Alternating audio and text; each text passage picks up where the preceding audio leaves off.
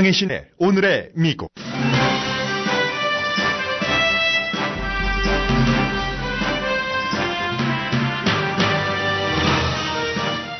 트럼프 대통령이 오늘 아침 화합을 말했습니다. 오바마 대통령의 이름도 긍정적으로 언급했습니다. 프레지던트 데이의 반 트럼프 시위는 예상보다 규모가 작았습니다. 불명예 사임에 따른 새로운 국가안보보좌관 지명자에 대한 평가는 긍정적입니다. 백악관 수석 전략가와 부통령은 국제 이슈에서 동시에 반대 메시지를 전하고 있습니다. 김정남 독살 이후 한국은 북한이 다시 테러 국가 리스트에 오르길 원한다고 뉴욕타임즈가 전했습니다. 김정남은 살해되기 전 편집 증세가 있었다고 그의 친구가 영국 언론에 말했습니다. 러시아가 이례적 수준으로 미국 대통령의 심리 상태를 파악하고 있다고 MBC 방송이 전했습니다.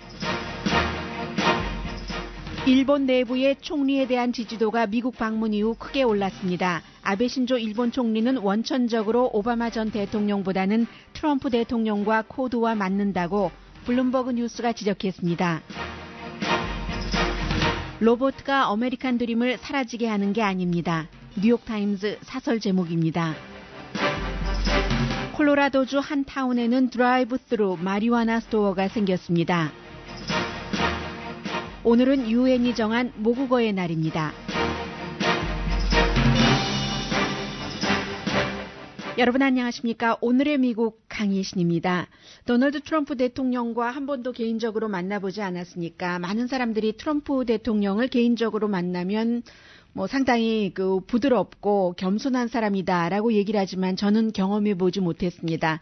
다만 트럼프 대통령이 되겠다고 선거 캠페인을 시작하면서 지금까지 수없이 텔레비전에서 하루에 몇 번씩 보아왔지만 오늘 거의 처음으로 분열, 내편, 싸움, 적 아주 익숙하게 트럼프 대통령에게 들어왔던 단어 대신에 화합의 메시지를 들었습니다. National Museum of African American History and Culture, 아프리칸 아메리칸 역사 문화 박물관을 아침에 트럼프 대통령을 방문을 했습니다. 이 박물관에는 미국의 수많은 영웅들의 흔적이 있다 하면서 역시 아프리칸 아메리칸 박물관이기 때문에 아프리칸 아메리칸 이름들을 언급했습니다. Booker T. Washington, Rosa Parks, the Greensboro students, and the African American Medal of Honor recipients.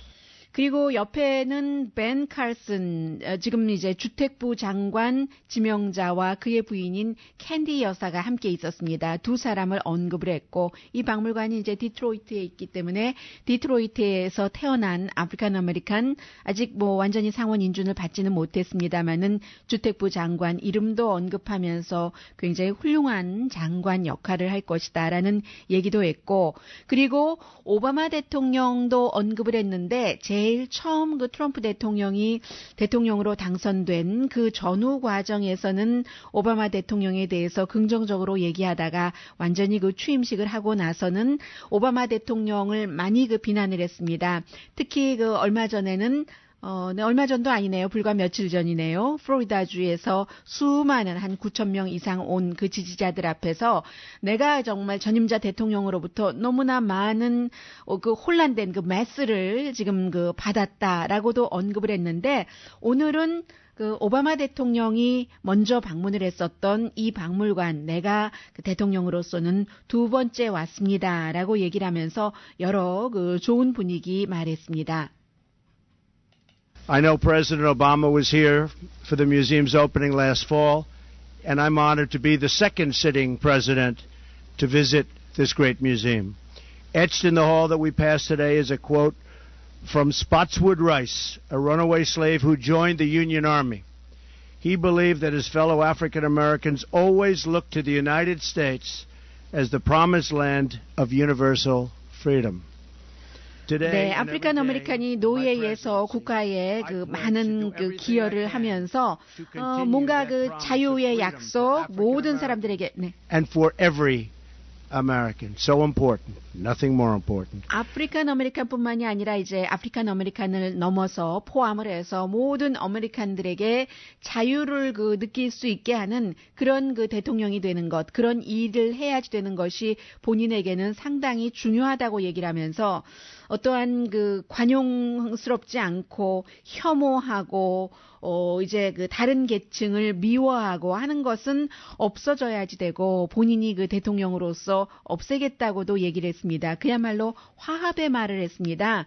그리고 이제 반유대주의를 말했는데 FBI와 법무부가 미 전국 유대계 커뮤니티에 대해서 어떠한 혐오 범죄 같은 것이 있는지 위반하는 사항을 조사하게 이미 지시를 해놨다라고 얘기를 했습니다. 여기까지는 좋았는데 또 오늘도 역시 이방카를 소개를 하기도 했고요. 오늘은 좀 다른 때와는 짧았지만 전혀 관련이 없는데 인물 자신의 딸을 오늘도 좀 부각시킨다고 할까요? 뭐 아버지로서 너무 자연스러운 것이죠. 그래서 어떻게 보면은 아버지로서는 그래서 누군가는 지금 트럼프 대통령이 한 달이 됐는데 취임한 지 여전히 대통령직을 비즈니스맨으로 국가 운영 자체도 비즈니스식으로 하고 그저 공직자 대통령이라기보다는 본인의 원래의 트럼프다운 것을 계속 가지고 간다고 얘기를 했지만 그것 빼고는 그것도 약간 큐트하긴 했습니다. 처음으로 분열, 적 이런 단어를 들어보지 않은 날이었습니다.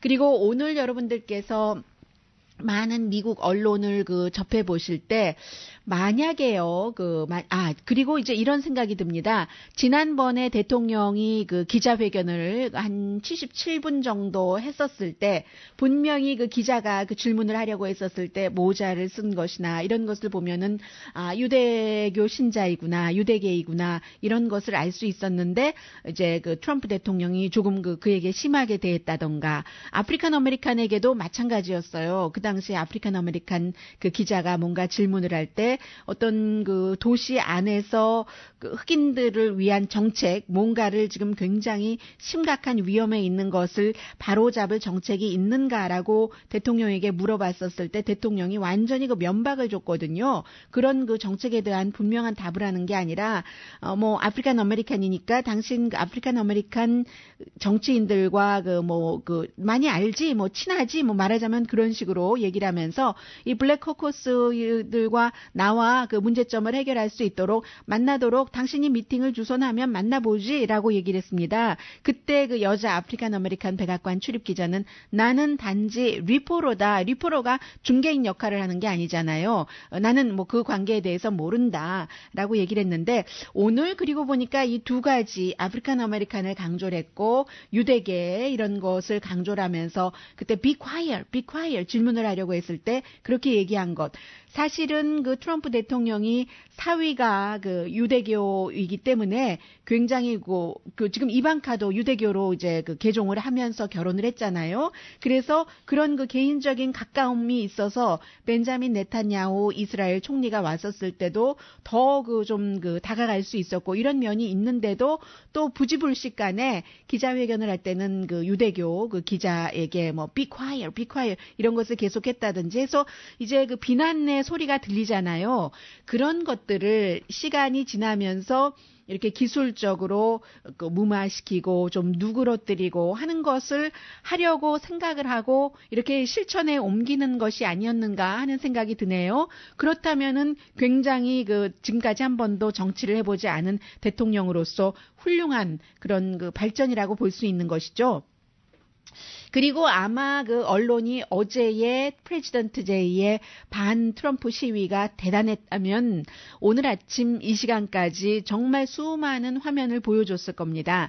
그러나 일부 지역에서는 맨하탄 같은 지역에서는 닷새째 반 트럼프 시위가 벌어졌으니까 좀 사람들도 많이 모였지만 로스앤젤레스에서도 시시했다고 표현해도 될까요? 아니면 시카고, 아틀란타 한 20개 도시에서 대대적으로 시위를 하기는 했으나 시위 주최 측이 예상했었던 것보다는 훨씬 사람들이 덜 나왔습니다. 그래서 오늘 아침에 여러분들께서 미국 텔레비전을 켜신다면은 그런 것들이 이제 보도가 많이 되지 않았던 거죠.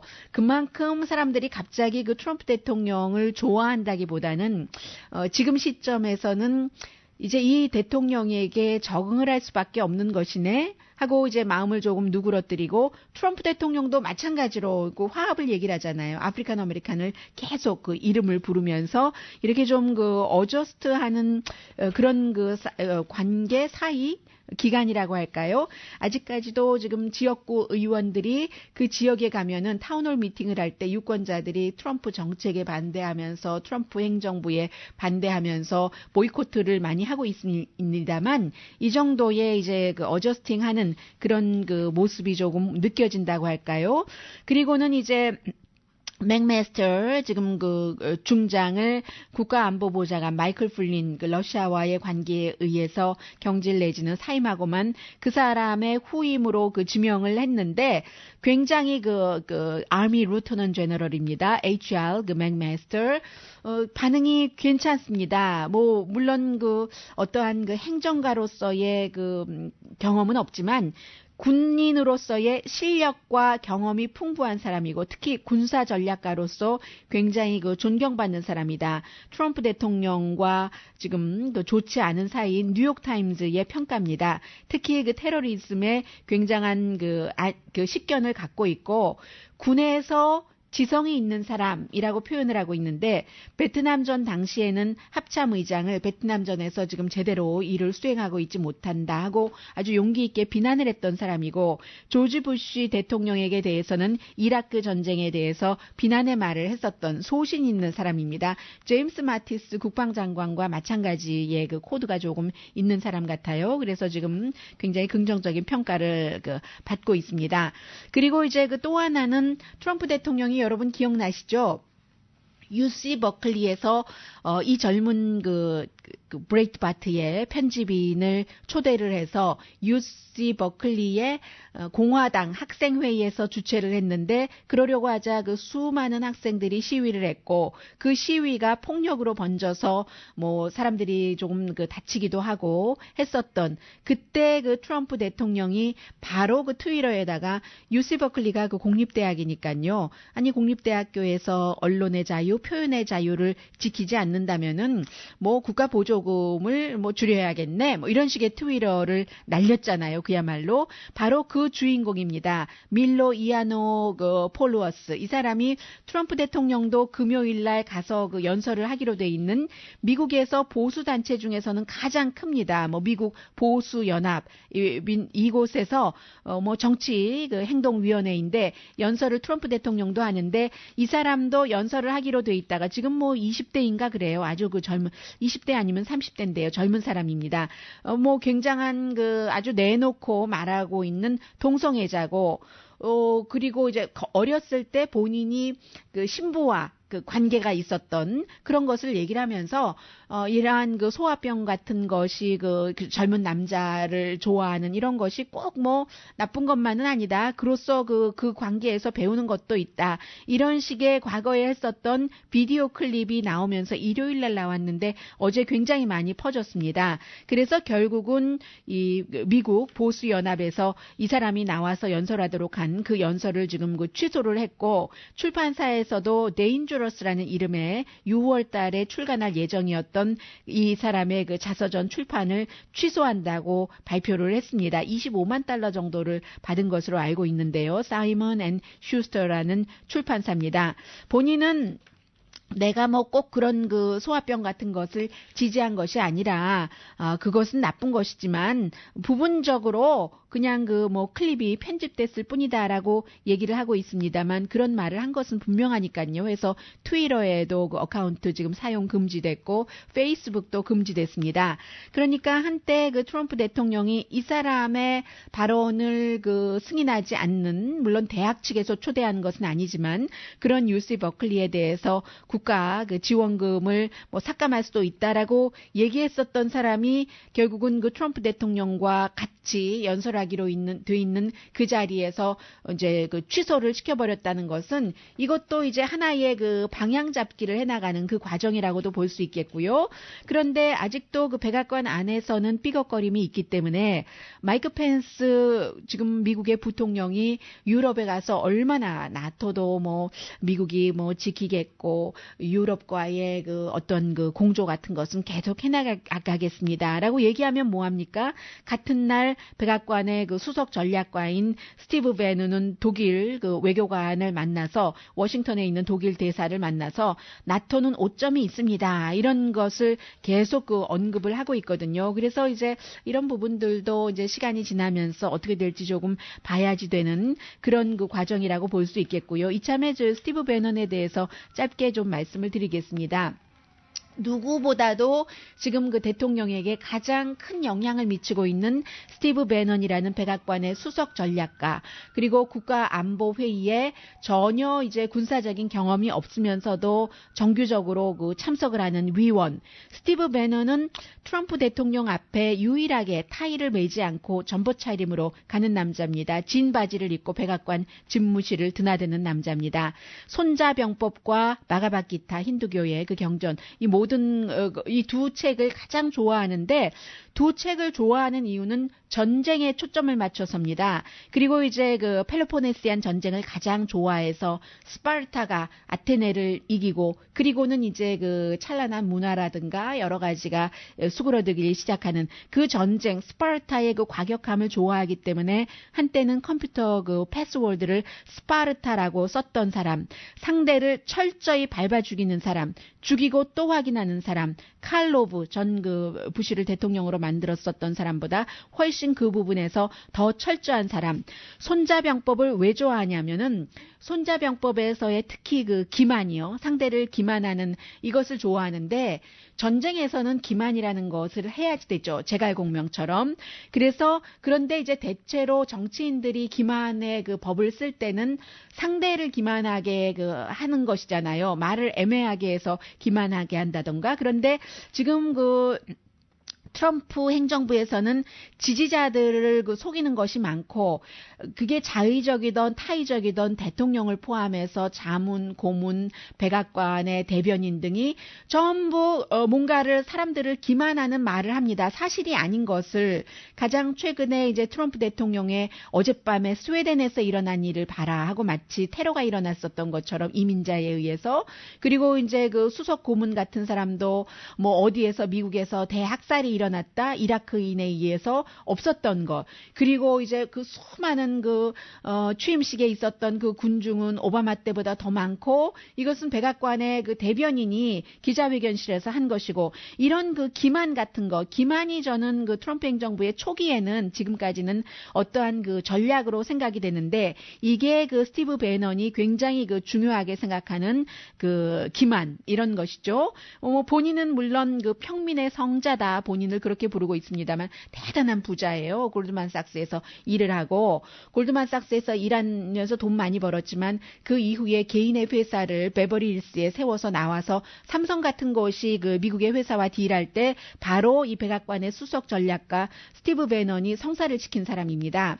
그리고 그 CNN의 그 테드 터너가 CNN뿐만이 아니라 여러 가지를 이렇게 딜을 하잖아요. 그때도 스티브 베넌이 딜을 시켜주면서 캐시만 그 대가로 받은 것이 아니라, 그럼 나 무슨 뭐 케이블 채널에 내 프로그램 만드는 거 뭐 좀 들어가게 해줘. 이렇게 해서 이제 그 프로덕션도 하는 사람이니까요. 돈을 더 많이 벌었기 때문에, 트럼프는 그가 돈이 너무 많은 사람이기 때문에 돈 때문에 무슨 일을 하지는 않을 것이다 라고 해서 더 믿는다고 하고, 그럼 이 사람이 믿는 것이 굉장히 그 중요하다고 하는데, 그 전에 하나만 더 말씀드리자면 아버지에겐 효자예요. 95살이신 아버지가 버지니아주에 사는데 전화회사의 라인맨으로 출발해서 나중에 그 매니지먼트까지를 하셨는데, 오랜 동안 정말로 그렇게 꼼꼼하게 일해서 저축을 했는데 그 미국에 경기 불황이 왔었을 때 아버지도 저축한 돈 많이 잃어버렸 미쳐버려서 아니 이런 인간들이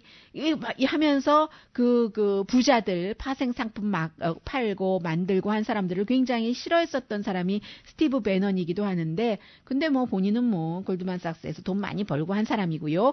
이 사람이 생각하는 것은 뭐 자본주의 자체는 믿습니다. 그러나 트럼프 대통령이 계속 얘기하는 미국 우선주의 그리고 이제 세계화는 반대를 하고 유대교와 기독교주의에 대해서는 미국에 있어야지 된다고 생각하지만 소수 인종은 안중에도 없는 사람, 이제 그런 사람이 스티브 배넌이고요. 지금 이 스티브 배넌과 부통령이 그 여러 가지 면에서 좀 그 충돌을 하고 있구나 하는 것이 느껴지는 게 스티브 배넌은 마이클 플린이라는 사임하고만 바로 백악관 그 안보 그 보좌관이 러시아와 이렇게 연결을 했었다 하는 것을 다 알고 있었을 때 부통령은 몇 주일 동안 몰랐었다는 것. 그러나 지금 미국 공화당 의회 지도부나 민주당 의회 지도부는 스티브 배넌을 믿는 것이 아니라 지금 그 마이크 펜스 그 부통령이 백악관과 의회의 다리가 돼줄 것을 믿고 있는데 지금까지는 지금 부통령이 힘을 쓰지 못하고 스티브 배넌이 굉장한 그 힘을 쓰는 것 같고요. 오늘 아침 보니까 트럼프 대통령은 조금 그 입장을 누그러뜨려서 화합할 수도 있다는 것을 그 보여주는 긍정적인 신호를 보이는 한 달 됐는데 어쨌든 이렇게 그 뭔가를 이리저리 움직여보는 백악관 눈에 보입니다.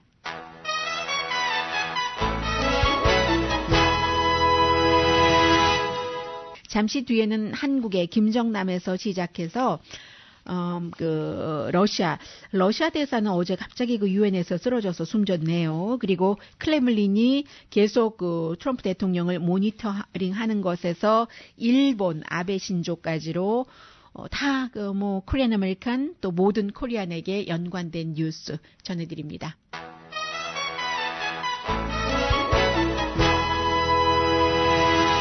라디오 서울 방송 오늘의 미국 듣고 계십니다. 네, 말레이시아 정부는 지금 뭐 8회째인가요? 김정남 독살된 이후에 사인을 정확하게 지금 이렇다 하고 발표를 하지는 못하고 있습니다.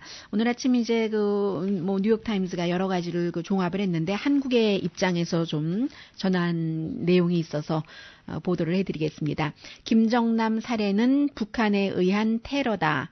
이게 이제 남한 한국 측에서 얘기하고 있는 것인데 제가 지금 말씀드린 이 부분이 오늘 뉴욕타임즈의 기사 제목입니다. 황교안 대통령 권한 대행이 한 얘기이기도 하죠. 그래서 테러 액트다, 테러 행위다라고 말한 게 지금까지 이 사건에 대해서 한국 측에서 얘기한 가장 강한 북한 비난이라고 보고 있습니다. 그래서 이제 북한의 잔혹성을 국제사회에 알리고 국제사회와 공조해서 북한이 테러를 저질렀으니까 대가를 치러야지 된다 하는 것이 지금 한국 정부 측에서 원하는 것이라는 거죠. 테러 국가에서 그 리스트에서 미국이 정한 그 리스트에서 이제 빠져나갔잖아요. 꽤 됐죠. 그것을 다시 북한을 테러 국가 그 리스트에 올리도록 하기를 지금 한국이 원하고 있다는 얘기입니다. 북한과 말레이시아는 굉장히 긴장을 하고 있죠. 왜냐하면 북한이 이제 말레이시아의 검시라든가 검시에도 북한이 참여를 하지 않았는데 그리고 이제 뭐 여러 가지 뭔가를 참여를 하고 싶은데 북한의 말레이시아 대사가 뭐 이 김정남이 아니다라는 얘기까지 했고요. 12분 정도 영어로 그 대사관 앞에서 기자회견을 했는데 원래의 그 여권 김철이다라고 얘기를 하기도 했고 심장마비다라고 얘기하기도 했고 뭐 그런 등등 여러 가지 그 관계가 상당히 악화가 되고 뭔가 그 말레이시아 정부가 숨기고 있고 외부의 그 압력 내지는 외부의 그 영향력을 받고 있다. 이게 이제 그 한국을 얘기를 하는 거죠. 그래서 일부 그 중국의 어제 그 NPR 방송과 인터뷰를 한 전문가의 말을 전해드렸을 때 한국에서는 앞에 그 지적을 뉴욕타임즈가 지적한 것처럼 북한의 이런 그 잔혹성을 알리고 싶어하는 그런 그 이유도 있다 해서 한국과 워싱턴이 뭔가 이 사건의 배후에 있지 않을까라고 생각하는 그 중국 내부의 사람들도 있다는 말씀 전해드렸는데 지금 아무튼 그 북한과 그 정도로 그 말레이시아가 뭐 북한이 몇 안 되는 우방국이었는데 사이가 지금 나빠지고 있고요.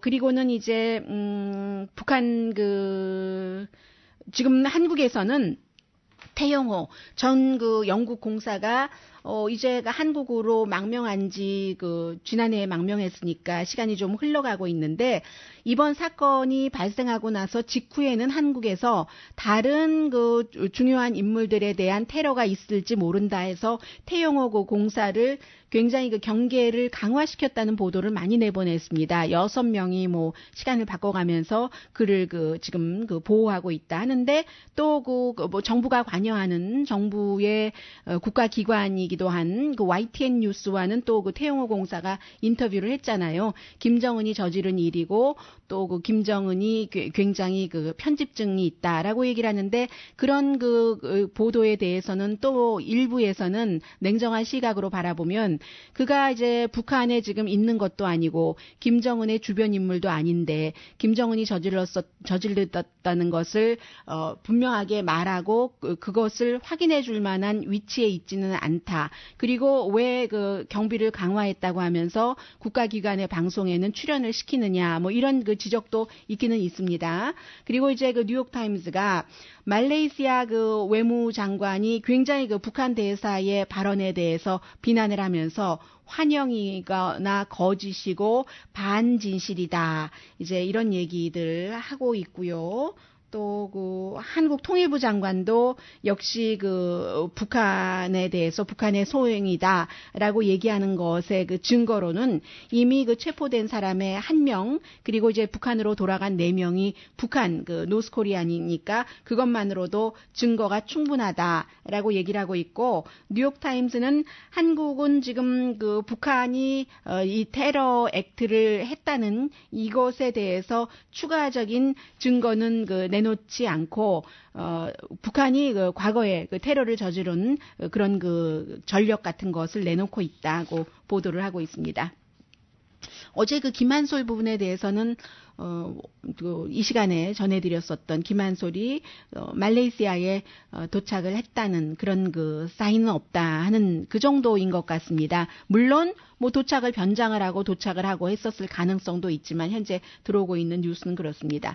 그리고 오늘 영국에서 발행되는 가디언이나 인디펜던트를 보면은 김정남의 친구, 왜냐하면 김정남이 12살 때부터 이제 서구에서 서구식 교육을 많이 받았잖아요. 그래서 그와 함께 스위스의 국제학교를 다녔던 앤토니 사하키안이라는 친구를 인터뷰를 해서 김정남이 굉장히 편집증이라고 할까요? 피해망상증의 증세가 최근에 심해졌다. 그런 내용들을 보도를 하고 있습니다. 두려움과 걱정, 누구로부터, 누구라는 게 그야말로 어머니가 다른 김정은이 될 수도 있고 김정은에게 과잉 충성하기 위한 사람일 수도 있고 자신이 이제 이런 일을 당할 수 있다는 그런 편집증이 굉장히 많았다. 그것에 완전히 포위된 것은 아니지만 그런 얘기를 지금 전하는 왜냐하면 이제 개혁을 원했고 특히 이제 김정남이 서구에서 살다 보면 그럴 수 있죠. 오히려 동생보다 김정은보다는 서구에서 오래 살았잖아요. 김정남이. 그리고 이제 유럽식의 그런 감각이 있고 해서 그러나 북한에서 정치 야망은 전혀 없었다. 김정남이 친구는 인디펜던트나 뭐 가디언과의 인터뷰에서 그렇게 얘기를 하고 있습니다. 뭐 관련 뉴스는 아닙니다만 한 문장으로 처리를 해드리겠습니다. 어제 UN 주재 러시아 대사가 갑자기 숨져서 64살이거든요. 쓰러져서 컬럼비아 장로병원으로 옮겼는데 결국은 숨졌습니다. 뭐 평소에 뭐 심장질환 증세가 있다는 얘기도 좀 나오고 있고요. 워낙에 러시아 사람들은 갑자기 숨지면 무슨 뭐 여러 가지 이유가 있는데 이 경우는 뭐 불명예스러운 러시아 정부의 그런 이유는 뭐 들리지 않고는 있습니다만 어쨌든 10년 이상 UN 주재 러시아 대사를 했는데 굉장히 막 정확하고 날카롭게 상대를 공격할 때는 그런 일을 했었던 사람이고 65세가 되기 하루 전에 숨졌다고 하네요. 그리고 오늘 아침에 그 MBC 방송, 미국의 MBC라고 말씀드렸나요? 제가 NBC 방송의 보도를 보면은 러시아뿐이겠어요. 세계 어느 나라나 다 마찬가지죠. 새로운 지도자가 등장을 하면은 그 지도자에 대해서 여러 가지로 그 조사를 하고 분석을 하고 꼼꼼하게 기록을 하는데 이번에 트럼프 대통령에 대해서는 전례 없이 더 자주 정규적으로 트럼프 대통령의 심리 상태를 수집해서 업데이트를 한답니다. 이게 지금 그 러시아의 블라디미르 푸틴 대통령과 이 도널드 트럼프 대통령이 뭐 언젠가는 만나지 않겠어요? 그 만날 날을 위해서 정말 과거보다는 훨씬 꼼꼼하게 업데이트를 하고 있다. 이게 그 러시아의 전 그 외무차관과 인터뷰에서 한 얘기입니다. 안드레이 페도로프 외무차관이 한 얘기입니다. 그와 함께 블라디미르 푸틴의 자산이 2천억 달러라는 얘기도 들리고 있고요. 해서 러시아에서 예비적으로 결론을 내리기는 굉장히 트럼프 대통령은 모험적이기는 하지만 순진하다고 할까요? 고지식하다고 할까요? 원래 그 모험적이고 속전속결하는 사람이 좀 순진하고 고지식한 면은 있잖아요. 나이브하다는 표현이 맞는 것 같습니다. 영어로. 그래서 이제 대통령직을 마치 비즈니스 하는 것처럼 한다. 이 얘기를 러시아의 전 외무장관이 했군요. 그런 것이요. 아무튼 기본적이기는 하지만 러시아에서도 항상 상대 미국의 지도자를 만나기 전에 준비하는 것이 지금 굉장히 좀 구체적인 그런 준비라는 거죠. 그래서 러시아에 대해서 처음에는 무조건 부드러울 줄만 알았는데 이게 정말 경제 제재를 풀어줄까 아닐까 그런 정도로 지금 굉장히 러시아에서도 꼼꼼하게 보고 있고요. 그 사이에 지금 일본에서는 아베 신조 일본 총리의 지지율이 5%가 올라가서 66% 월요일에 요미우리 신문이 조사를 한 것인데 이게 2012년에 처음으로 다시 총리가 됐을 때만큼 지지도가 올라간 겁니다. 블룸버그 뉴스가 이 같은 상황에 좀 주목을 하고 있는데 트럼프 대통령과 함께 골프 치고 저녁 먹고 굉장히 실용적인 입장에서 실제적으로 유럽이나 북미, 캐나다 총리보다는 그런 접근을 했잖아요. 군사동맹 강조했고, 비난은 자제했고, 트럼프 대통령도 일본의 환율, 무역정책 비난하던 것, 누그러뜨린 것 사실입니다. 만나서. 그래서 이제 일본은 경제적으로는 미국이 두 번째 무역 파트너이기도 한데, 야당은 비판하죠. 어떻게 그런 사람과 그럴 수가 있느냐. 하지만 아베 신조 일본 총리는 미국과 일본이 좋은 관계가 필요하다. 당연하죠. 군사적인 면에서 지금 중국이 있죠. 북한이 있는데 미국의 해구상 같은 것이 필요한 겁니다. 그런데 일본 내부에서도 조용한 비판이 있어서 공개적으로 반대하진 않지만 트럼프를 일본 방문하도록 초대하는 것에 대해서 영국은 공개적으로 비난하잖아요. 오는 것까지 막을 수는 없지만 영국 여왕과는 만날 수 없어야지 된다 하는 게 180만 명이 지금 청원서에 서명을 했고 의회 아무나 연설할 수 있는 것 아니지 안 돼 하고도 영국 사람은 그런데 일본은 지금 조용하게 하고 있다는 것이고요. 그런데 처음보다 갈수록 아베 신조 일본 총리와 트럼프 대통령이 공통점이 있더라. 일단 정치적으로는 일본도 굉장히 외국인에 대해서는 하는 그런 나라잖아요. 하니까 난민을 많이 받아들이는 나라도 아니고 그러니까 미국이 난민 안 받아들인다고 인도주의적인 곳에서 좀 신사가 아니네 하고 비난하지도 않고 일본 사람들이 원래 다른 나라를 대놓고 비난하나요? 그렇지도 않잖아요. 좋은 예의 바르다고도 할 수 있고 어떤 때는 자신과 상관이 없는 일이면 전혀 개의치 않는 좀 차갑다고도 할 수 있고요. 아베 신조도 과거에 일본 언론을 얼마나 많이 비난을 했습니까? 그래서 최근에는 일본 언론 억압도 많이 해요. 그래서 언론도 살아남아야 하지 되니까 위안부 문제 등등에 있어서도 방향을 바꾸기도 하고 그렇죠. 그것도 트럼프 대통령과 조금 비슷하고요. 언론이 사람들의 적이다. 트럼프 대통령 여전히 그렇게 지난 주말에도 얘기했고 아베 신조도 그런 말을 했었습니다. 그래서 블룸버그 뉴스는 오바마 대통령하고보다는 아베 신조 일본 총리는 기본적으로 트럼프 대통령과 코드가 맞는다. 이게 꼭 블룸버그 뉴스가 보도를 했지만 전문가의 말을 들은 거죠. 도쿄에 있는 소피아 대학교의 정치학과의 나카노 코이치 교수와의 인터뷰에서 얘기를 했습니다. 또 뭐가 있나요? 또 캐나다 총리처럼 이민이라든가 뭐 여성의 권리에 대해서 일본에서 많이 얘기하는 것도 아니고, 일본도 여성의 권리 보면 별로 그렇게 뭐 좋은 나라는 아니잖아요.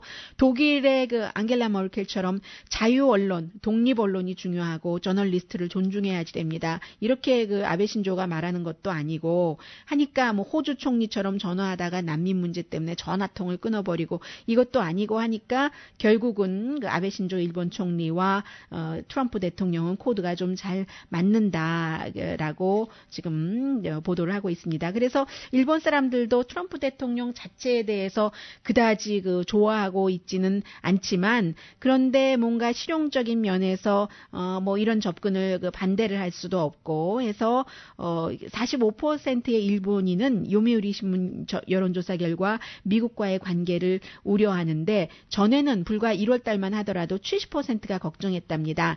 그만큼 이 아베 신조 일본 총리가 미국에 와서 한 일에 대해서 이제 그 칭찬을 하고 좀 안심을 한다는 얘기죠. 이 정도로 지금 그 중국은 굉장히 조심스럽게 김정남 독살이나 트럼프 대통령에 대해서 그런 그 접근을 하고, 트럼프 대통령에 대해서는 뭐 갖다 치고 받을 때는 받기도 하고요. 받을만 하니까요. 미국도 중국이 없으면은 여러 가지 그 물건을 싸게 살 수 없으니까. 그리고 뭐 일본은 이렇게 실용적인 접근을 하고 다른 나라들 그 분위기는 그렇습니다. 한국은 멈춰 있는 상태고요.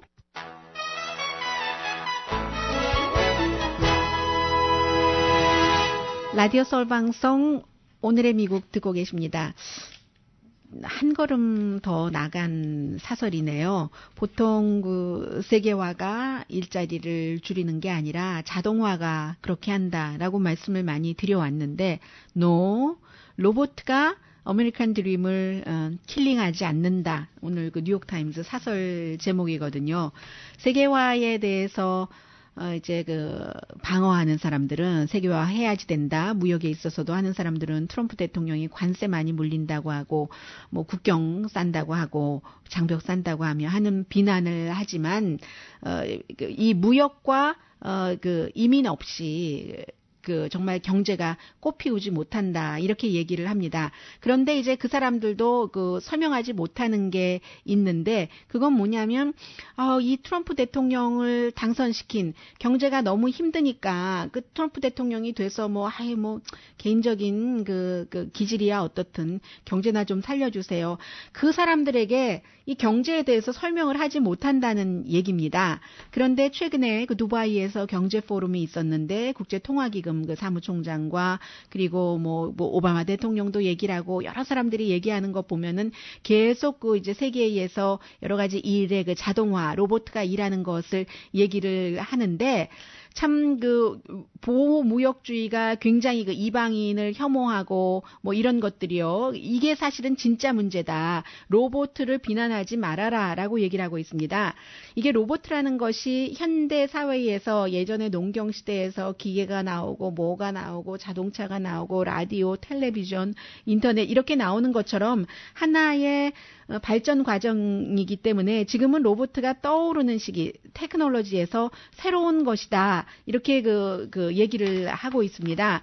그래서 임금 동결도 로봇 때문이다, 모두 로봇 때문이다, 다 비난을 하고 있는데, 사실은 가만히 보면은 자동화가 되면은 생산성이나 투자가 늘어난다는 얘기입니다.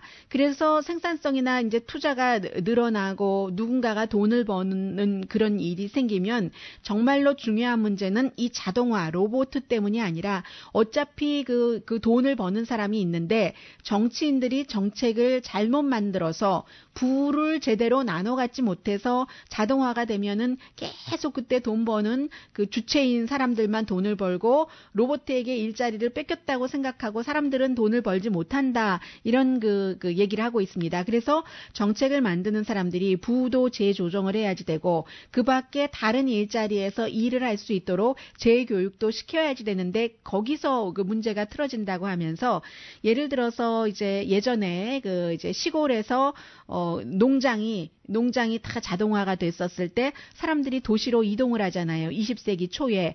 그러면 그 농장화됐던 주나 정부에서는 그 사람들을 교육을 시켜서 다른 일을 하게 했고 2차 대전이 끝나고 현대 기술화 시대에는 또 GIB이라는 게 있어서 이제 그 군대에 갔다 오면 대학을 가게 하고 다른 일을 하게 하고 이윤이 생겼을 때는 자동차 업계에서도 노조라는 게 만들어져서 좀 그 공정한 페이를 하게 하고 그런데 이것을 다 기업이나 몇몇 사람들만 갖게 된다. 그래서 이제 그렇게 해서는 안 되고 세금 같은 것도 이제 공정하게 배분을 하게 하고 정부가 어차피 그 큰 기업에서 돈을 벌 때는 큰 기업이 100% 투자하는 게 아니잖아요. 정부가 과학과 테크놀로지에 투자를 했기 때문에 그런 것이니까 큰 그 기업이 돈을 벌면 공공교육에도 투자를 하고 노조에도 돈을 좀 주고 세금도 많이 하고 또 이제 기본적으로 노동의 그 표준 같은 것도 업데이트를 해야지 되는데 지금 이런 게 없기 때문에 타업은 자동화가 될수록 더 많이 돈 벌고 인건비 줄여서 중간 사람들은 완전히 손해만 보고 그러니까 그 손해보는 사람들이 이민자가 그래서 그래 하고 비난을 하게 된다 하는 얘기가 오늘 그 뉴욕타임스 사설의 지적입니다. 그래서 돈을 많이 벌게 되면은 차일드 케어도 해주고 또 그 나이 든 사람에 대한 그런 것도 투자를 하고 해야지 되는데 자동화라는 것이 인간 노동력에 의해서 대체되는 것이 아니라 보완이 되는 것이다. 일부 잡은 사라지지만 다른 잡은 새로 만들어져야지 되는데 이게 지금 안 되고 있다. 이런 그 지적을 하고 있습니다. 그래서 지금 새로 그 트럼프 대통령과 공화당이 어떠한 것을 잡고 있으니까 이 부분에 대해서 열심히 좀 그 개발을 해라 하는 게 뉴욕타임스 사설입니다.